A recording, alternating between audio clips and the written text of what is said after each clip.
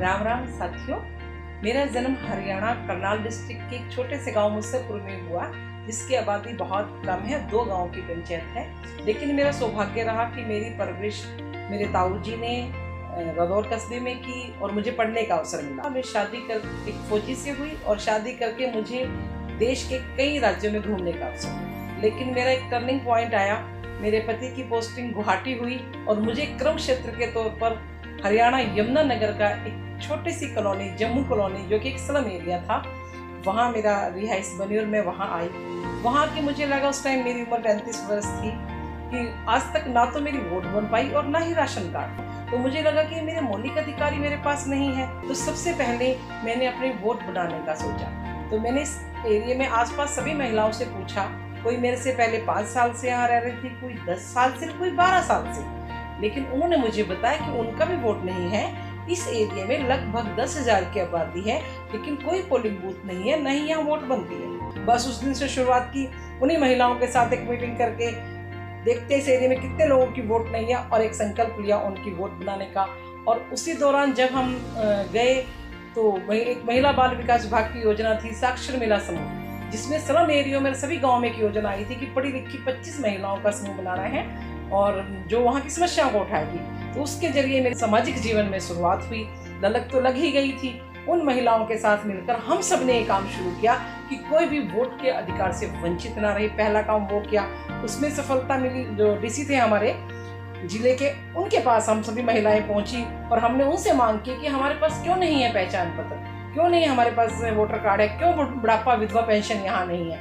ऐसे करते करते एक अधिकारी ने मुझे कहा कि बहन जी, आप बहुत सारी महिलाएं हैं, जुड़ जाइए, और सेल्फ हेल्प ग्रुप के बारे में मुझे बताया।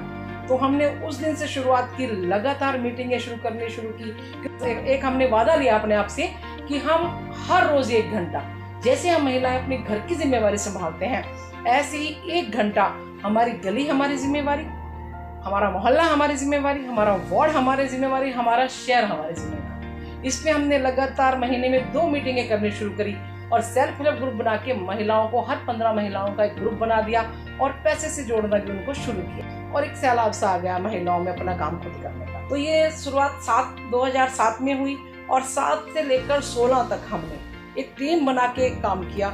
जैसे जैसे काम होते गए, हौसले बढ़ते गए। हमारे यहाँ फिर भी गलियों की समस्या जो कि तो बन गई। तो महिलाओं ने 2013 में पार्षद इलेक्शन था। राजनीति से मेरे परिवार से कोई राजनीति में नहीं है और मुझे सच में राजनीति से बिल्कुल लगाव नहीं था।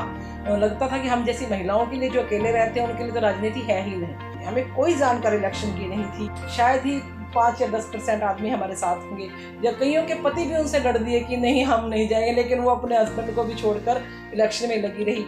और हम पहला इलेक्शन 13 में 280 वोट से जीते। और वो जीत उन महिलाओं की थी। मुझे शायद इतनी खुशी ना हुई जितनी खुशी उनको थी। उसी दौरान हमारे यहाँ पे कुमारी शैलजा जी केंद्रीय मंत्री थे, हम उनसे मिले जाके, और उनको हमने अपने एरिया की समस्याएं बताई कि सीवरेज पानी तो हो गया, लेकिन लाइट सड़क कुछ नहीं है। तो उन्होंने एक प्रोजेक्ट हमें दिया। तो पहला राजनीतिक प्रोग्राम मैंने उनका तब किया जब मैंने बोला, दीदी आप जब लोगों के लिए कुछ लेके आएंगी तब मैं आपको बुलाऊंगी। तो वो पहली बार हमारे लिए 4.5 करोड़ रुपया लेके आए और हमने पहला राजनीतिक प्रोग्राम 2013 में किया। और उसके बाद राजनीति में हमारी हिस्सेदारी बढ़ी, उन महिलाओं की हिस्सेदारी बढ़ी। लेकिन हमने आज भी अपनी मीटिंग, आज 2023 है, लेकिन 7 तारीख की मीटिंग हम कभी नहीं छोड़ते हैं। लगातार मीटिंग में उनसे पूछ के एजेंडा आगे किस एजेंडे पे काम करना है। फिर 18 में दोबारा निगम इलेक्शन आया। मैंने कहा नहीं, अभी नहीं लड़ना। बोले नहीं दीदी, ये लड़ना है। लेकिन इस बार मुझे भी एहसास नहीं था।